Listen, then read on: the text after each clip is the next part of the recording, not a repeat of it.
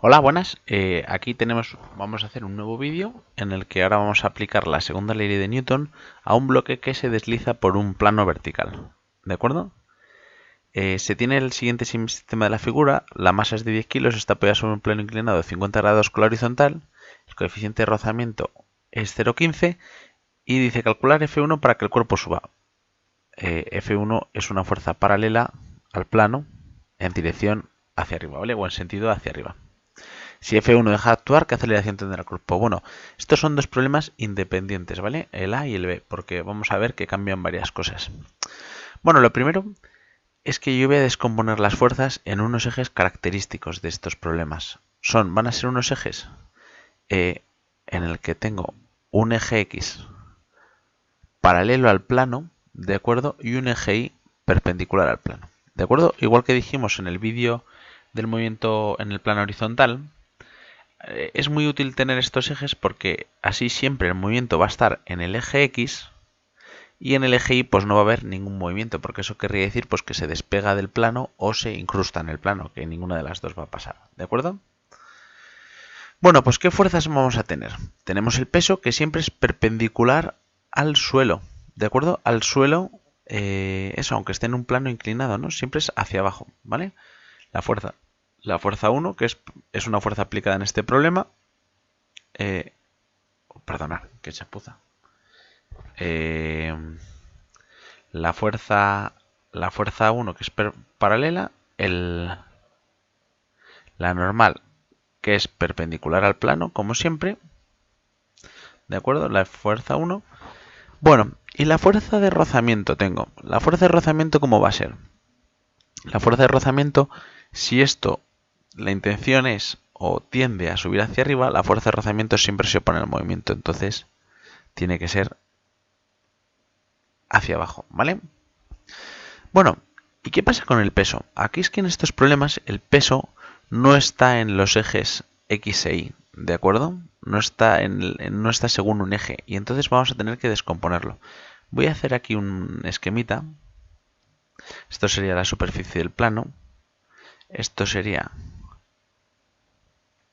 el peso perpendicular, ¿de acuerdo? Y esto serían las dos direcciones. Dirección perpendicular al plano y en la dirección paralela, ¿vale? La dirección paralela. Entonces, este ángulo que tengo aquí coincide con el ángulo de inclinación. Se puede demostrar geométricamente. Bueno, en este caso nos lo vamos a creer que este es 50. Y si esto es el peso, esto se descompone en una fuerza en esta dirección y este sentido y otra fuerza en ese sentido y en esta dirección, ¿vale?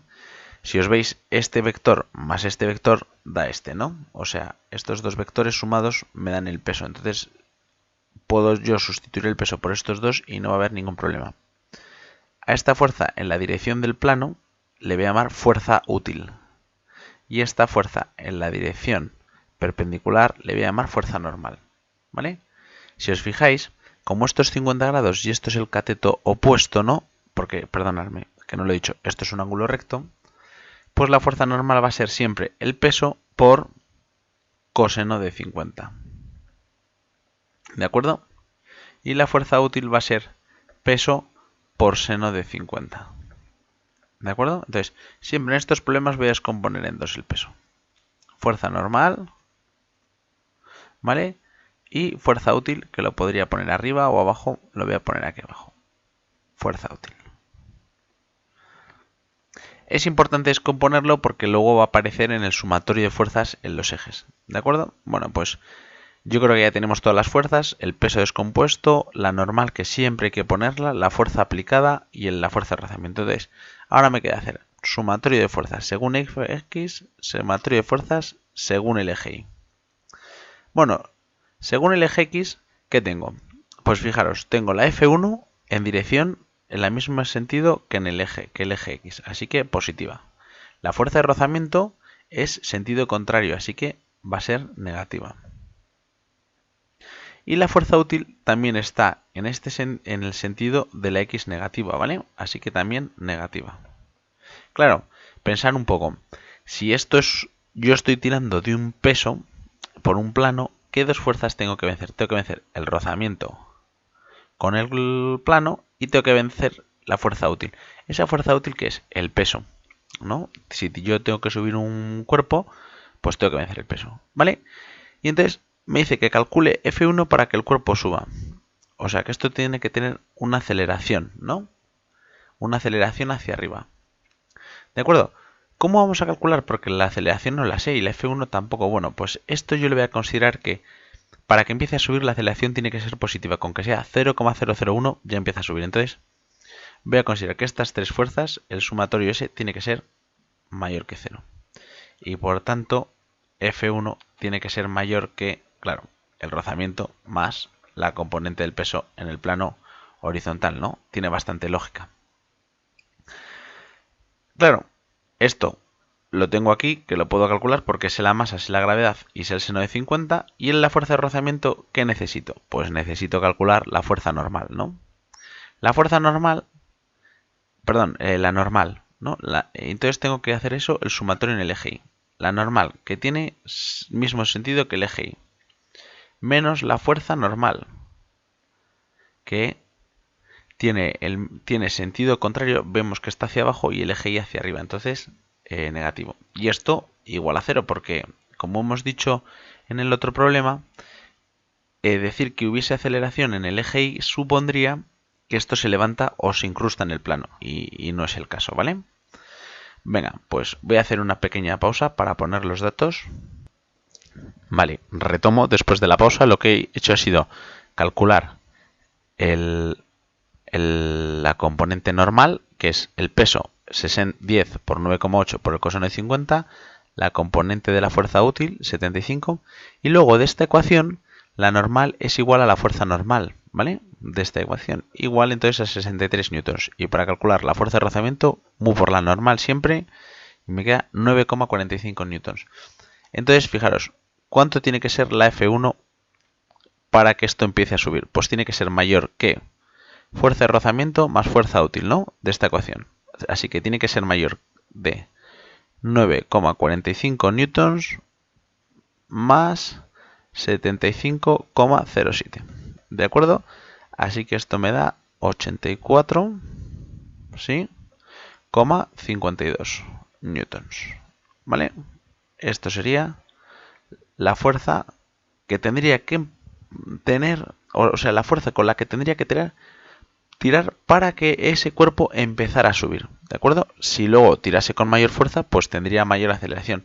Si no tirase con suficiente fuerza, o sea, la F1 fuese menor de 84,5, lo que pasaría es que el cuerpo no subiría, porque no podría vencer al rozamiento y el peso.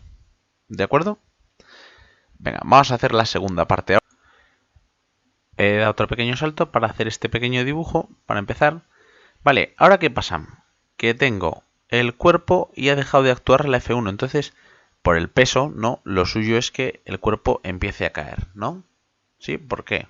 Porque el peso, si yo lo descompongo en las direcciones... Perdón, F no. F no. P no, perdón.